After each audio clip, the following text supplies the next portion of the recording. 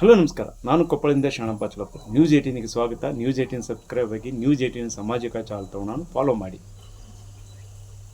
ಸಾಮಾನ್ಯವಾಗಿ ಕೊಪ್ಪಳದಲ್ಲಿ ಇರೋದೇ ಎರಡು ಕಾಲ, ಒಂದು ಬೇಸಿಗೆ ಕಾಲ, ಇನ್ನೊಂದು ಕಡು ಬೇಸಿಗೆ ಕಾಲ. ಅದರಲ್ಲಿ ಈ ಬಾರಿ ಅತ್ಯಂತ ಅಧಿಕ ಬಿಸಿಲು ತಾಪಮಾನ ಏರ್ತಾ ಇದೆ. ಮುಂಜಾನೆ 8 ಗಂಟೆಯಿಂದಲೇ ಸಂಜೆ 6 ಗಂಟೆವರೆಗೂ ಇರುವಂಥ ಬಿಸಿ ತಾಪಮಾನಕ್ಕೆ ಜನ ತತ್ತರಿಸಿ ಹೋಗ್ತಾ ಇದ್ದಾರೆ. ಕೇವಲ ಬಿಸಿಲಿನೊಂದಿಗೆ ಅಲ್ಲ, ಇಲ್ಲಿ ಬಿಸಿ ಗಾಳಿಗೆ ಜನ ತತ್ತರಿಸಿ ಹೋಗ್ತಾ ಇದೆ. ಎಲ್ ನೀನೋ ಅನ್ನುವಂಥ ಏನು ಬಿಸಿ ಗಾಳಿ ಬೀಸ್ತಾ ಇದೆ, ಇದಕ್ಕೆ ಜನ ಆರೋಗ್ಯದಲ್ಲಿ ಮೇಲೆ ಸಮಸ್ಯೆ ಆಗ್ತಾ ಇದೆ. ಜೊತೆಗೆ ಸಾಕಷ್ಟು ಜನ ಈ ಬಿಸಿಲಿನ ತಾಪಮಾನದಿಂದ ದೂರವಾಗಲು ಸಾಕಷ್ಟು ಪ್ರಯತ್ನ ಮಾಡ್ತಾ ಇದ್ದಾರೆ. ಈ ಹಿಂದೆ ಗ್ರಾಮೀಣ ಭಾಗದಲ್ಲಿ ಆಯಿತು ಮತ್ತು ಅಲ್ಲಲ್ಲಿ ಕೆರೆಗಳಿದ್ದು, ಹಳ್ಳಕೊಳ್ಳಗಳಿದ್ದು ಮತ್ತು ಬಾವಿಗಳಿದ್ದು.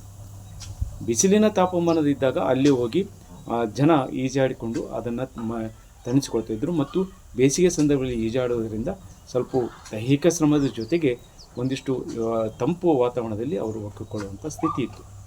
ಆದರೆ ಇತ್ತೀಚೆಗೆ ಈ ಯಾವುದೇ ಇವುಗಳು ಇಲ್ಲ, ಅಂದರೆ ಹಳ್ಳಕೊಳ್ಳಗಳಿಲ್ಲ, ಕೆರೆಗಳು ಮುಚ್ಚಿವೆ ಮತ್ತು ಬಾವಿಗಳು, ತೆರೆದ ಬಾವಿಗಳು ಸಹ ಇಲ್ಲ. ಈ ಕಾರಣಕ್ಕಾಗಿ ಯುವಕರು ಈಗ ಈಜುಕೊಳದತ್ತ ಮುಖ ಮಾಡಿದ್ದಾರೆ.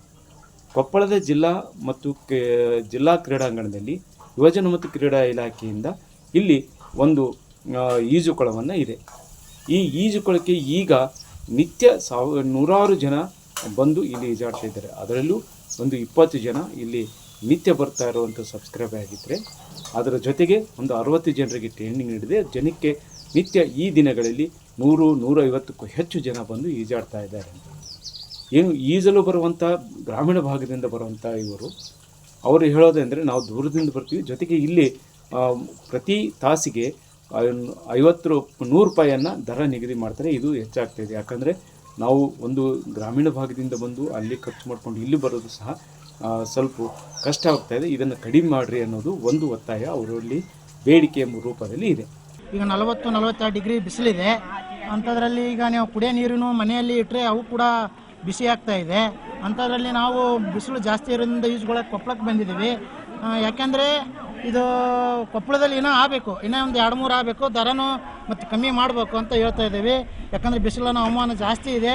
ಗಿಡದ ಬುಡಕ್ಕೆ ಕುಂತ್ಕೊಂಡ್ರು ಇವಾಗ ಗಿಡನ ಸತಿಗೂ ತಂಪಿದೆ, ಆದರೂ ಬುಡಕ್ಕೆ ಬೆಚ್ಚಗೆ ಆಗುತ್ತೆ.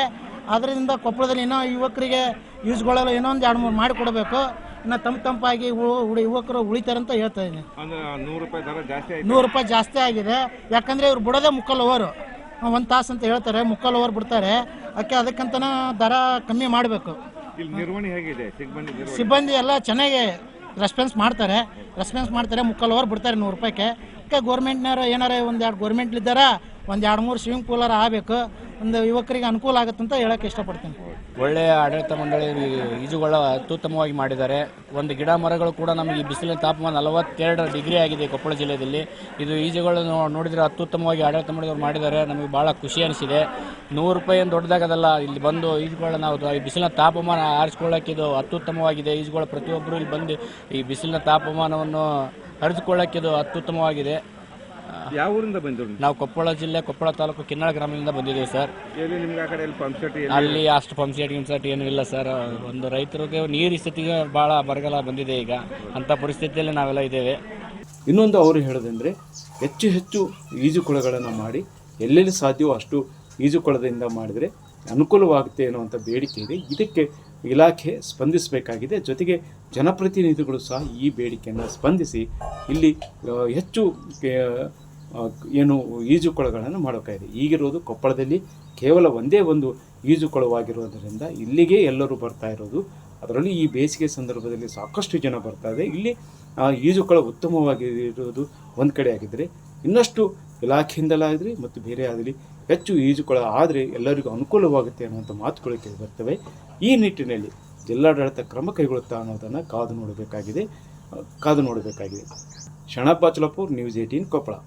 ನಿರ್ಭೀತ, ನಿಷ್ಪಕ್ಷಪಾತ, ವಿಶ್ವಾಸಾರ್ಹ ಸುದ್ದಿಗಳಿಗೆ ಮತ್ತೊಂದು ಹೆಸರಾಗಿರುವಂತ ನ್ಯೂಸ್ 18 ಕನ್ನಡ ಈಗ ಆಪ್ನಲ್ಲೂ ಲಭ್ಯವಿದೆ. ದಯವಿಟ್ಟು ಇಲ್ಲಿರುವಂತ QR ಕೋಡ್ ಸ್ಕ್ಯಾನ್ ಮಾಡಿಕೊಂಡು ಆಪ್ ಡೌನ್ಲೋಡ್ ಮಾಡೋದಕ್ಕೆ ಮರಿಬೇಡಿ. ನಿಮ್ಮ ಬೆಂಬಲ ಹೀಗೆ ಸದಾ ನಮ್ಮೊಂದಿಗಿರಲಿ. ಧನ್ಯವಾದ.